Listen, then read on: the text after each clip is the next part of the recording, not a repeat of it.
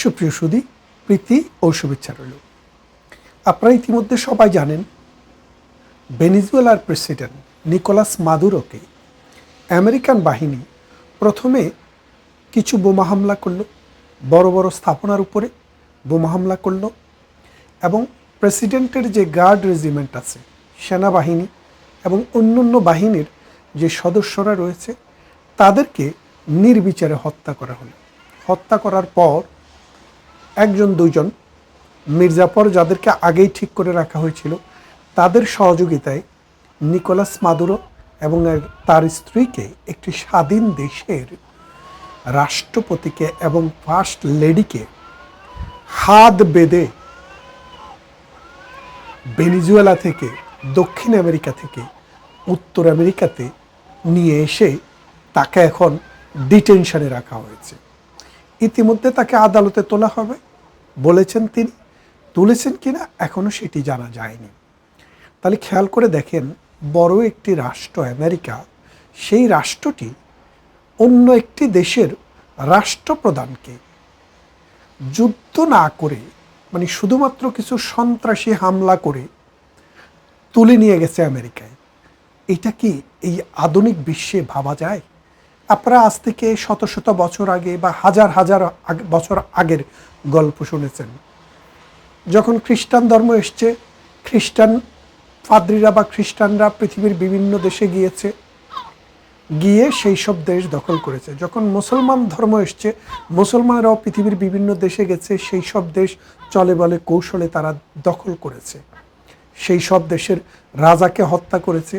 কখনো মুসলিম, কখনো হিন্দু, কখনো বুদ্ধিজম, কখনো নানান ধর্ম পৃথিবীতে আসার পর ধর্মীয় নীতি এবং রীতি বিকাশের জন্য একসময় যুদ্ধ হয়েছে। এর আগে যখন ধর্ম বিষয় ছিল না, তখনও কিন্তু পৃথিবীর বিভিন্ন দেশ দখল হয়েছে, বিভিন্ন রাজত্ব দখল হয়েছে, বিভিন্ন সাম্রাজ্য দখল হয়েছে। এই সাম্রাজ্য দখল, এত ধর্ম পৃথিবীতে আসার পর, এত শিক্ষা পৃথিবীতে আসার পর, জাতিসংঘ আসার পর, নীতি আসার পর, মানবাধিকার কমিশন আসার পর, এখনও যদি মাইট ইজ রাইট হয়, অর্থাৎ যার জোর আছে মুল্লুকটা তারই হয়, তাহলে পৃথিবী এত বছরে এগুলো করত। জাতিসংঘ নামে যে রাষ্ট্রটি, এই রাষ্ট্রের যে সংবিধান, এই রাষ্ট্রের যে চার্টার, সেটা অনুসারী কোনো একটি দেশকে এইভাবে রাষ্ট্রের প্রধানকে তুলে নিয়ে আসা, বিনা উস্কানিতে যুদ্ধে অংশগ্রহণ করা, এটাকে অ্যাগ্রেশন হিসেবে গণ্য করা হয়। আর এই অ্যাগ্রেশনটি আন্তর্জাতিক অপরাধ, যেটি বিচার করার ক্ষমতা আন্তর্জাতিক অপরাধ ট্রাইব্যুনালের রয়েছে। এখন আন্তর্জাতিক অপরাধ ট্রাইব্যুনাল কোথায়? বাংলাদেশকে নিয়ে যিনি 500 পাতার একটি প্রতিবেদন প্রকাশ করেছেন, মিস্টার তুর্ক, তিনি কোথায়? তিনি কি এখনো ঘুমিয়ে আছেন, নাকি তিনি দিবাস্বপ্নে দেখার মতো করে এই খবরগুলো পত্রিকায় পড়ছেন? এখন আমেরিকার বল আছে বলে, শক্তি আছে বলে নিকোলাস মাদুরোকে তুলে নিয়ে গেলেন আমেরিকাতে। এখন কদিন পরে যদি ভারত বাংলাদেশে এসে ডক্টর ইউনূসকে তুলে নিয়ে যায় যে তুমি একতরফা একটা নির্বাচন করছো শুধু ভারত বিরোধীদেরকে দিয়ে, যারা বাংলাদেশপন্থী, যারা বাংলাদেশে যুদ্ধ করেছে, বাংলাদেশে অসাম্প্রদায়িক চেতনার বিকাশ চায়, যারা বাংলাদেশকে একটি গণতান্ত্রিক হেরিটেজের রাষ্ট্র তৈরি করতে চায়, যারা প্রতিবেশীর সাথে সুসম্পর্ক বজায় রাখতে চায়, যারা ধর্ম, বর্ণ, দল, মত নির্বিশেষে সব মানুষকে একটি রাষ্ট্রে অ্যাকোমোডেট করতে চায়, তাদেরকে বাদ দিয়ে তুমি নির্বাচন করতে চাচ্ছ, তোমাকে আমরা ধরে নিয়ে যাব। আপনি তখন কি করবেন? জাতিসংঘ তখন কি করবে? জাতিসংঘ তখন কি বলবে? দেখেন, খেয়াল করে, ভেনেজুয়েলা কিন্তু কখনো আমেরিকার কোনো অঙ্গরাজ্য দখল করার হুমকি দেয়নি। নিকোলাস মাদুরো কিন্তু কখনো আমেরিকার টেরিটোরিয়াল ইন্টিগ্রিটিতে আঘাত করেনি, না কাজে না কথায়। তারপরেও তাদের অর্থনৈতিক স্বার্থে আঘাত লেগেছে দেখে আমেরিকা নিকোলাস মাদুরোকে সশরীরে তুলে নিয়ে এসছেন।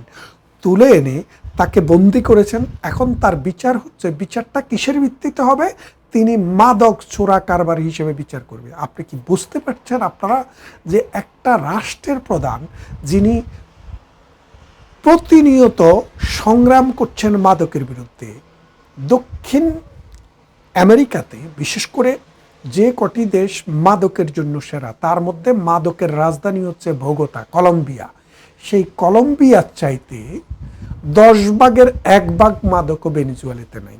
তারপরে যদি আপনি ভেনেজুয়েলার পাশে মাদকের জন্য আরেকটি দেশ খোঁজেন, সেই মাফিয়া আরেকটি দেশ হচ্ছে মেক্সিকো, যেটি আমেরিকার প্রতিবেশী। এখন আমেরিকা তাহলে কেন এই মিথ্যা অভিযোগ তুলে নিকোলাস মাদুরোকে বিচার করছে? এর কারণ হচ্ছে নিকোলাস মাদুরো তার দেশে খুবই জনপ্রিয়।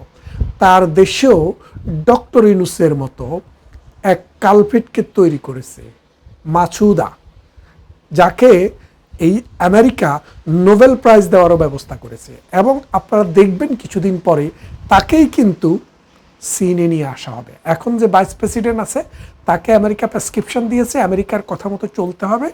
তাদের কথা মতো যদি না চলে, সেই মাসুদাকে এনে এখানে বসাবেন।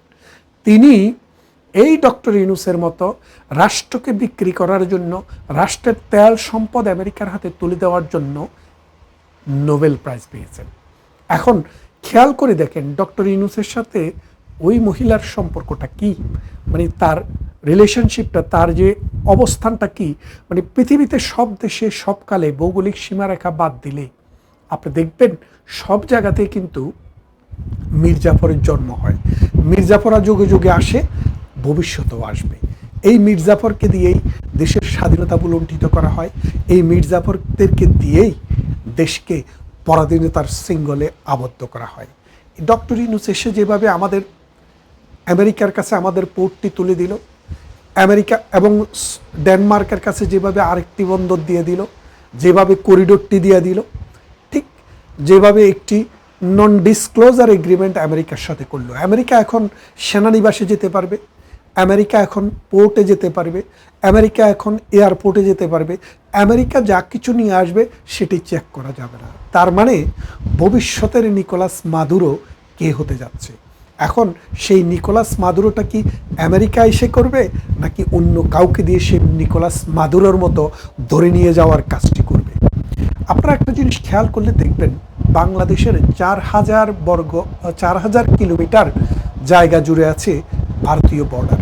এই ভারতীয় বর্ডারে 7টি ভারতের অঙ্গরাজ্য রয়েছে। আমরা দেখেছি এই তত্ত্বাবধায়ক সরকার বা অন্তর্বর্তীকালীন সরকার ক্ষমতায় আসার পর থেকে বারবার ভারতের অখণ্ডতাকে বিনষ্ট করার স্লোগান উঠছে এবং ভারতকে যতভাবে উত্তক্ত করা যায়, ভারতকে যতভাবে পীড়া দেওয়া যায়, ততভাবেই এই ডক্টর ইউনূস চিন্তা করছে। এখন আগামী কয়েকদিন পর যদি ভারতীয় বাহিনী চিন্তা করে, রাশিয়া যেভাবে ইউক্রেন দখল করে নিয়েছে, ইসরায়েল যেভাবে গাজার উপরে হামলা চালিয়েছে, আমেরিকা যেভাবে নিকোলাস মাদুরোকে তুলে নিয়ে গেছে, বাংলাদেশের তুলনায় আমেরিকার চাইতেও ইন্ডিয়া শক্তিশালী। তার 4 পাশ দিয়ে ঘিরে রেখেছে তারা। এখন প্রতিনিয়ত হিন্দুদের উপরে যে নির্যাতন, ভারতে খেলতে যাবে না বলে যে আস্ফালন, এর ফলে যদি এখন ভারতের মোদি সরকার এরকম কোনো ডিসিশন নেয়, তাহলে ডক্টর ইউনূসকে কোন মামলায় গ্রেপ্তার করবেন?